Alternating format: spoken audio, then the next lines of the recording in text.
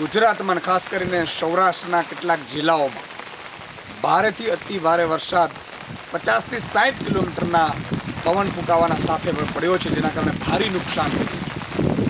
દ્વારકા જિલ્લાના વિસ્તારમાં પણ આપ જોઈ શકો છો જે રીતે અત્યારે એક એવો ખેતર નહીં કે જ્યાં પાણી ન ભરાયા, વૃક્ષો પડી ગયા છે, થાંભલાઓ પડી ગયા છે, વીજ પુરવઠો ખોરવાઈ ગયો છે, ત્યારે હું સરકારને તાત્કાલિક ધોરણે આ વ્યવસ્થાઓ ત્વરિત શરૂ થાય એવી હું વિનંતી કરું છું.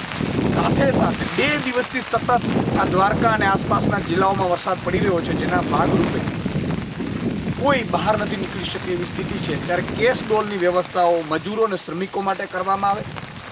ત્વરિત ધોરણે વરસાદ બંધ થાય પછી સર્વે કરવામાં આવે. પાકને પણ બહુ મોટું નુકસાન થયું છે. બાગાયત પાક હોય, વૃક્ષો પડી ગયા છે, મગફળી, કપાસ સહિતનો પાક હોય, ખૂબ મોટું નુકસાન થયું છે. અને હું આમ આદમી પાર્ટીના એક કાર્યકર્તા પદાધિકારીઓને પણ વિનંતી કરું છું કે જેટલી યથાશક્તિ મદદ આપણે જનતાને કરવાની છે. દ્વારકા જિલ્લામાં લગભગ ઓલમોસ્ટ 30 થી 35 ઇંચ વરસાદ પડ્યો, હજુ ચાલુ છે, 2 દિવસથી ચાલુ છે. હું પણ દ્વારકા જિલ્લાના કેટલાક વિસ્તારોમાં છું.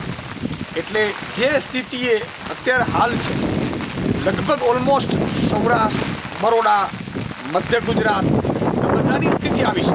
ત્યારે સરકાર તુરંત આની વ્યવસ્થા કરે એ માટે હું મુખ્યમંત્રીશ્રીને વિનંતી કરું છું, કૃષિ મંત્રીશ્રીને પણ વિનંતી કરું છું.